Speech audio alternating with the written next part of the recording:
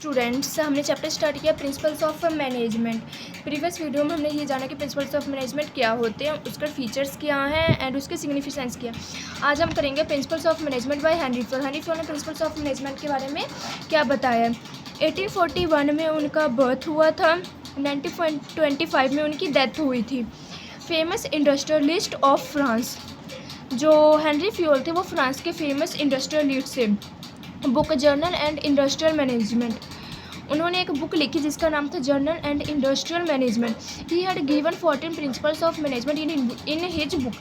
Henry Fayol ने इस book में 14 प्रिंसिपल्स दिए थे। Explained difference between principles and elements. Henry Fayol ने ये बताया कि जो प्रिंसिपल एंड एलिमेंट्स है वो सेम नहीं है, ये इन दोनों में डिफरेंस है।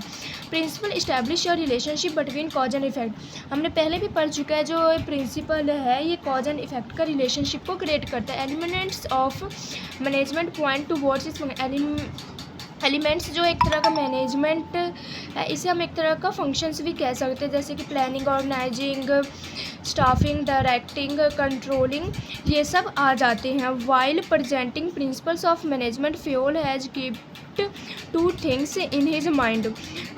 फ्योल ने जो है इसमें प्रिंसिपल्स ऑफ मैनेजमेंट में यही ध्यान रखने को कि माइंड में सिर्फ आप जो है दो चीज़ों को ध्यान रखो। First, principles of management should be not long but should be suggestive. जो प्रिंसिपल्स ऑफ मैनेजमेंट वो ज़्यादा लॉन्ग नहीं होना चाहिए लेकिन सुगेस्टिव होना चाहिए। ये नहीं कि अब हेनरी फ्योल ने 14 प्रिंसिपल हम उसे ही यूज करें, हमें जितना ज़रूरत है हम उसे कर सकते हैं, हम कम भी कर सकते हैं लेकिन सुगेस्टिव होना चाहिए, ज़्यादा लॉन्ग नहीं होने। Second, principles of management flexible not rigid. जो प्रिंसिपल्स ऑफ मैनेजमेंट वो फ्लेक्सिबल होना चाहिए, रिजिड नहीं होना चाहिए। इसमें पहला पार्ट है डिवीजन ऑफ वर्क, पहला प्रिंसिपल्स है।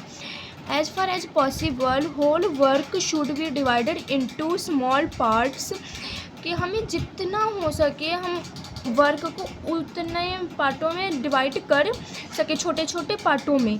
And each individual should be assigned only one part of the worker. हर एक इंडिविजुअल पर्सन को जो है हमें वर्क का सिर्फ एक पार्ट काम देना है, एक ही हिस्सा उन्हें पर्सन को काम देना है, according to his ability and taste, उनके एबिलिटी एंड टेस्ट के अकॉर्डिंग। अब मैं बात करूं कि मछली को मैं कहूं कि उड़ने के लिए, तो मछली उड़ेगा नहीं क्योंकि उसमें वो एबिलिटी ही नहीं है।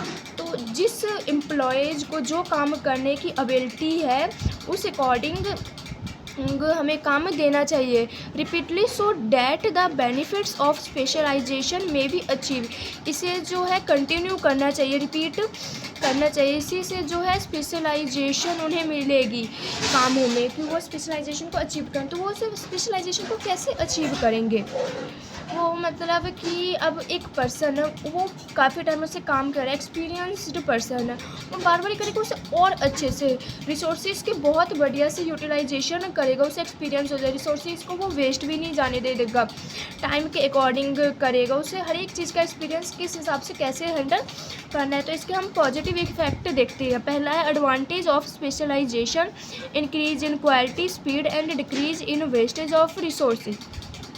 स्पेशलाइजेशन का हमें एडवांटेज क्या है, जो क्वालिटी है वो इंक्रीज होगी, क्वालिटी बहुत बढ़िया होगी, स्पीड भी बढ़िया रहेगी, स्पीड जो इंक्रीज है। Decrease in wastage of resources का ज़्यादा वेस्टेज नहीं होगा, डिक्रीज होगा क्योंकि वो उन रिसोर्स को भी यूज कर लेगा, वेस्टेज रिसोर्स को भी यूज करके वो अपना काम कर लेगा। सेकंड है increase in the work efficiency of worker की जो वर्क एफिशिएंसी है वो भी इंक्रीज होगी, ठीक है।